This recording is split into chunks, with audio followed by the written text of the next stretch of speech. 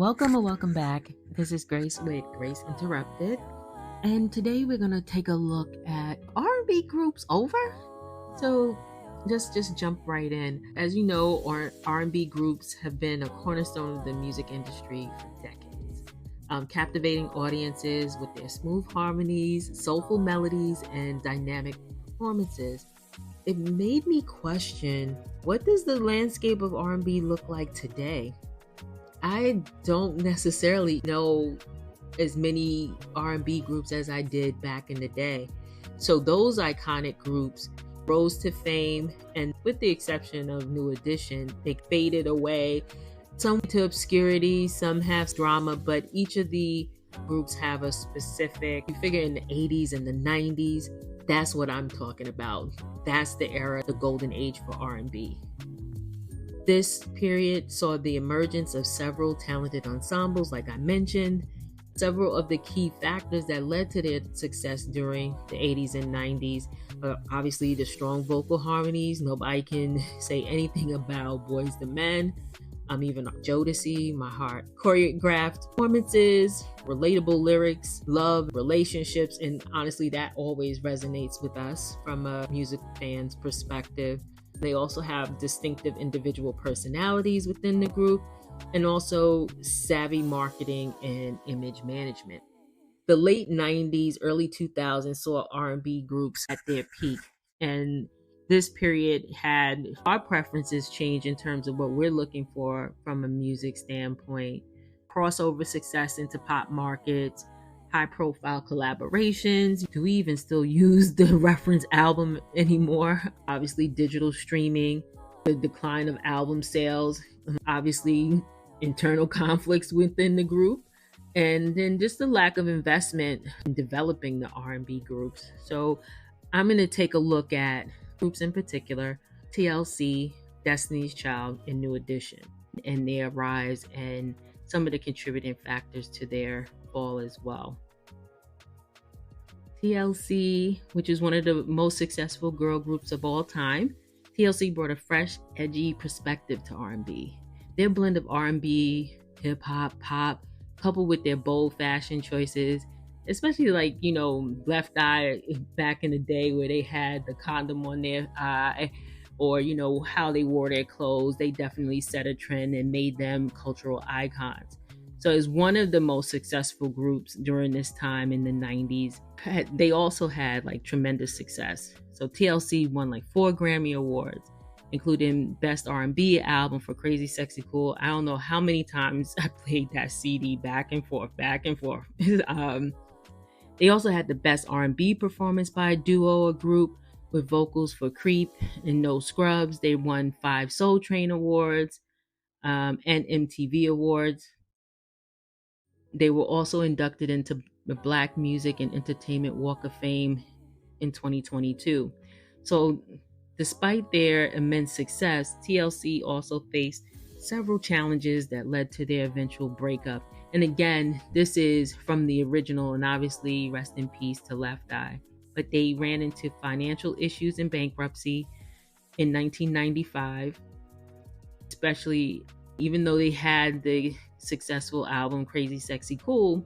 TLC filed for Chapter 11 bankruptcy, declaring their debts totaling $3.5 million. The financial strain was due to a combination of unfavorable contracts, high production costs, and personal expenses.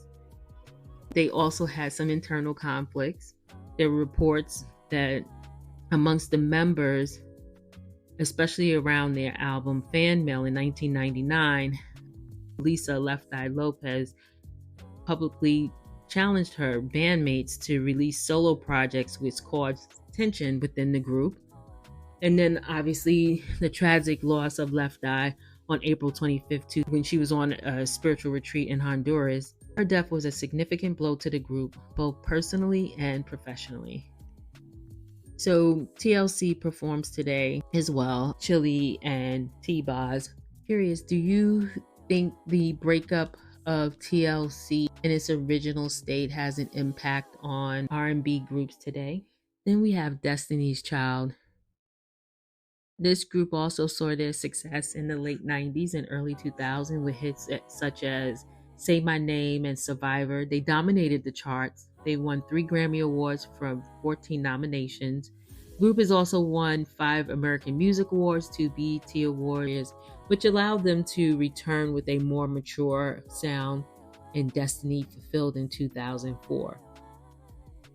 The earlier lineup changes, particularly the departures of the original members, Latavia Roberson and LaToya Luckett in 2000, kind of, and it's interesting because LaToya Luckett kind of spoke to what happened and how they were suddenly dismissed from the group, and found out about their removal when they saw the Say My Name music video featuring new members Michelle Williams and Farrah Franklin. So imagine.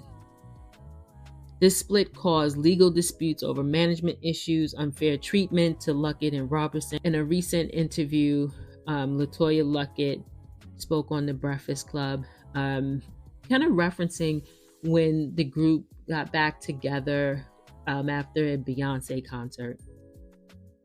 And Beyonce Giselle. That's not her name anymore. Beyonce knows. And I am so proud of everything that she's done. And to even say that I was a part of a chapter of her life and a part of such a phenomenal group.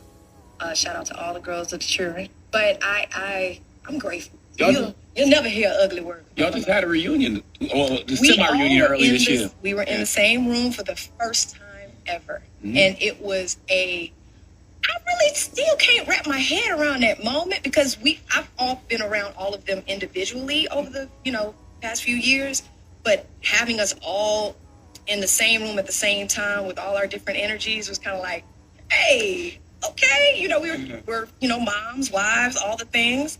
And we were talking more about that. And then we prayed together, we hugged, cried, and people always would ask, is there any possibility of a reunion tour? Reunion song. I'd be down for reunion show. Listen, I would love something like if the opportunity presented itself, I would. Yeah, I saw you earlier this year. You said that Beyonce created a wonderful space. She did. Child reunion. She really, really did, and it was it was so cute. But when she came on stage, she was on her cart, her and Jay, and she dang near hopped off that cart while it was still moving to come and embrace us and give us a hug. And she's like, yes, girl, this outfit, da-da-da. Immediately we went. First of all, to watch her go from doing, was that a 3-hour show? Yes. Mm-hmm. Was it 3 hours? Okay. Yes, yeah, it was 3 hours. 3-hour show. Go backstage. I don't know how the baby switched into that hoodie so quick, that black hoodie outfit. Got on the cart with her husband. Immediately, that energy presented itself. Okay, she's gone right into wife mode. And then she hops off the cart and the children just run. Mm-hmm. And I said, okay, she didn't even have time to woosah. New Edition, I couldn't even believe that they formed in 1978. And I was like, wait a second.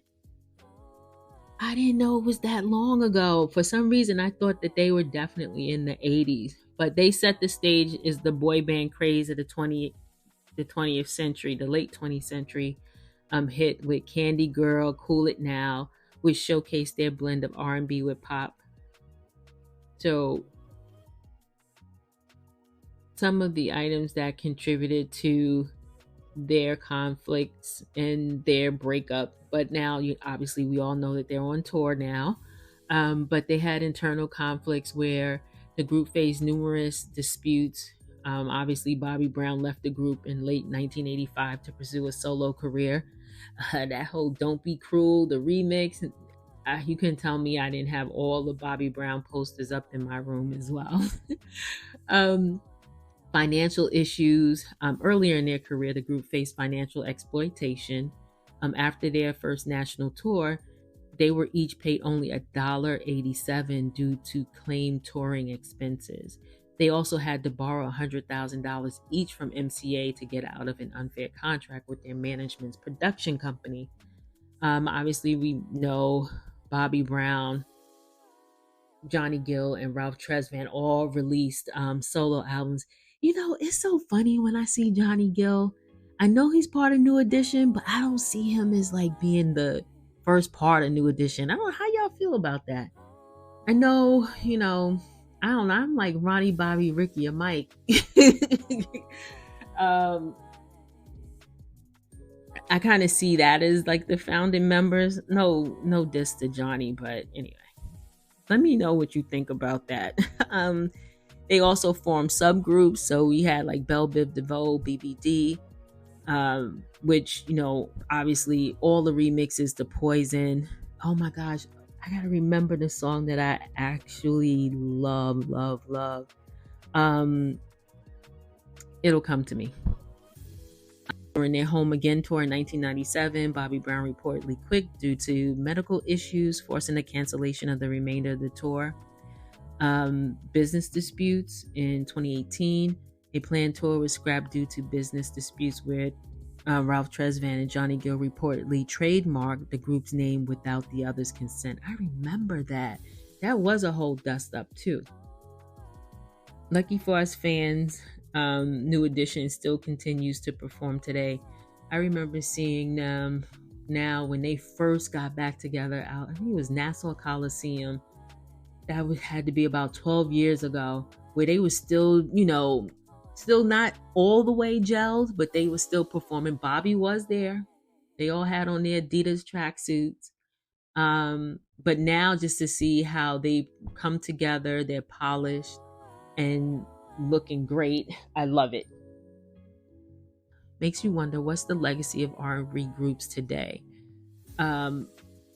I know we're all basking in a lot of the concerts that are happening where these groups have like an extensive, and I'm thinking more of New Edition at this moment, where they have an extensive catalog amongst the individuals, the group itself, and then the subgroup BBD, that it makes a full show. But what are we thinking in terms of like what is an R&B group today that we could reference? And the one that I actually like, and the reunions and comebacks are amazing. We have SWV, we have Escape, and those tours are, nostalgic, kind of bring us back to that moment in time when we enjoyed their music. But what do we see now and going forward to kind of continue and still have new R&B groups that we love and like, and can go to their concert maybe in 10, 15 years? So the rise and fall of R&B groups in the music industry is a testament to the ever-changing nature of popular music, right? Like from chart-popping success of Boyz II Men and TLC and the challenges that they face through their journey as ensembles reflects the broader shifts in music consumption, production, and cultural trends. So while R&B groups may still dominate, they may not dominate the charts the way they used to, their legacy continues. So I'm curious, drop down in the comments and let me know, what are some of your favorite R&B groups of all time? And what is your favorite song? Looking forward to seeing your feedback. Do you think that R&B is over? That the new groups are nowhere near the talent, or we're not going to see another era of the 90s, early 2000s of groups that will emerge so that we can say in another 10, 15 years, oh, we love their music. Let's go to a concert. Let's go enjoy ourselves.